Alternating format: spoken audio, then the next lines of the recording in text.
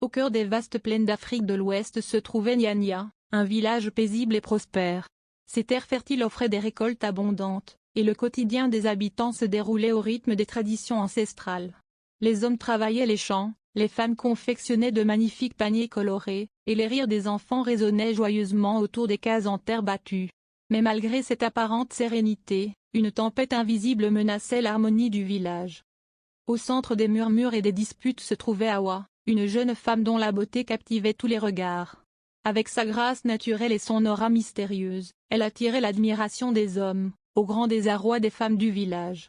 Beaucoup la considéraient comme une faiseuse de troubles, accusant ses charmes de détourner les hommes de leurs devoirs et de semer la discorde dans les foyers. L'agitation grandissait de jour en jour. Les femmes réclamaient des mesures strictes contre Awa, tandis que les anciens invoquaient les esprits pour ramener la paix. Mais au milieu de cette tourmente, Awa demeurait silencieuse, comme protégée par un voile de mystère. Pourquoi agissait-elle ainsi? Était-ce par malice, ou son comportement dissimulait-il une douleur profonde? Malik, le sage du village, observait la situation avec calme. Il savait que chaque problème avait une cause, et que même les âmes les plus perdues pouvaient retrouver leur chemin. Plutôt que de condamner, il choisit d'explorer la vérité, convaincu que la compassion et la compréhension étaient les clés pour apaiser le cœur d'Awa et ramener l'unité au village. C'est ainsi que commença l'histoire d'Awa, une histoire de souffrance, de rédemption, et de la force infinie de l'amour et du pardon. Dans les plaines verdoyantes d'Afrique de l'Ouest, le village de Nyanya s'éveillait doucement sous les premières lueurs du jour. Les oiseaux saluaient le matin de leur chant mélodieux, tandis que les habitants s'attelaient à leurs tâches quotidiennes. Pourtant, ce jour-là, une tension inhabituelle semblait imprégner l'air. Près du puits central, un groupe de femmes chuchotait avec animation, les regards tournés vers une silhouette qui s'éloignait avec grâce. Cette silhouette, c'était Awa. Sa démarche élégante, son pagne soigneusement ajusté, et son port haletier attiraient l'attention partout où elle allait. Mais si sa beauté fascinait les hommes, elle suscitait aussi la colère et la méfiance des femmes du village. « Elle marche comme si elle possédait le village », murmura l'une d'elles en serrant son seau contre sa hanche. « Et nos hommes, faibles comme ils sont, la suivent sans réfléchir », répondit une autre, le ton chargé de reproches. Depuis plusieurs mois, Awa était devenue le centre des tensions à Nyanya. Les hommes semblaient hypnotisés par sa présence, négligeant parfois leurs responsabilités familiales. Les femmes, elles, la considéraient comme une menace, accusant ses charmes d'être à l'origine de disputes et de foyers troublés. Pourtant, peu de gens connaissaient réellement Awa. Arrivée seule il y a quelques années, elle vivait en retrait, ne demandant rien à personne, mais attirant malgré elle les regards et les jugements. Sous un grand baobab, Malik, le sage du village, observait tout cela en silence. Connu pour sa sagesse et son calme, il n'était pas homme à agir dans la précipitation. Lorsqu'Aminata, l'une des femmes influentes du village, vint lui parler, il écouta attentivement ses plaintes.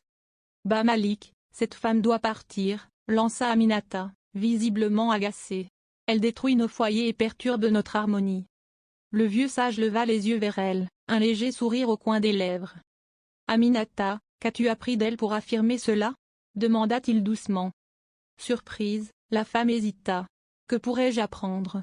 Tout le village voit bien ce qu'elle fait. » Malik caressa sa longue barbe, réfléchissant à ses paroles. « Parfois, les branches d'un arbre s'étendent de manière désordonnée, mais ce n'est pas l'arbre qu'il faut blâmer, » répondit-il. « Il faut comprendre ce qui nourrit ses racines. » Aminata, confuse mais respectueuse, hocha la tête et s'éloigna. Elle savait que Malik ne parlait jamais sans raison. Plus tard dans la journée, Malik se rendit chez Awa. Sa case, située à la périphérie du village, était modeste mais entretenue. Autour, un petit jardin de plantes médicinales et de fleurs colorées témoignait de son soin pour les choses simples. Il la trouva assise sur un tabouret, concentrée sur une broderie délicate. « Malik, dit-elle, surprise par sa visite. « Que puis-je faire pour vous ?» Le sage s'assit lentement sur une pierre près d'elle. « Awa, les murmures du village sont nombreux, » commença-t-il calmement. « On te juge sans te connaître. Mais toi, que portes-tu dans ton cœur? Pourquoi choisis-tu la solitude ?» Awa posa son ouvrage, son visage perdant son sourire habituel. Pendant un moment, elle sembla peser ses mots, puis elle soupira. « Ce village est comme les autres, » dit-elle finalement. « On me juge parce que l'on voit, sans chercher à comprendre. Mais si je suis seule, c'est parce que j'ai appris à ne compter que sur moi-même. Malik hocha lentement la tête. La solitude peut être une protection, mais elle peut aussi devenir un fardeau, répondit-il. Les blessures du passé sont-elles si profondes que tu ne peux les partager? Les mots du sage semblèrent toucher une corde sensible. Les yeux d'Awa se voilèrent, et ses mains tremblèrent légèrement. J'ai grandi sans famille, rejetée par les miens, confessa-t-elle. J'ai survécu comme j'ai pu, mais ce que j'ai perdu ne reviendra jamais. Ici, je pensais trouver un nouveau départ, mais je ne suis qu'une étrangère aux yeux de tous. Malik resta silencieux un moment, absorbant ses paroles. Il comprenait maintenant que la façade confiante d'Awa cachait des blessures profondes. Awa, dit-il doucement, le pardon commence par soi-même. Mais parfois, un village peut devenir la famille que l'on n'a jamais eue. Laisse-moi t'aider à trouver ta place parmi eux. Pour la première fois, Awa sentit qu'on la regardait sans jugement, mais avec une sincère bienveillance. Une étincelle d'espoir naquit dans son cœur, comme une flamme vacillante prête à grandir.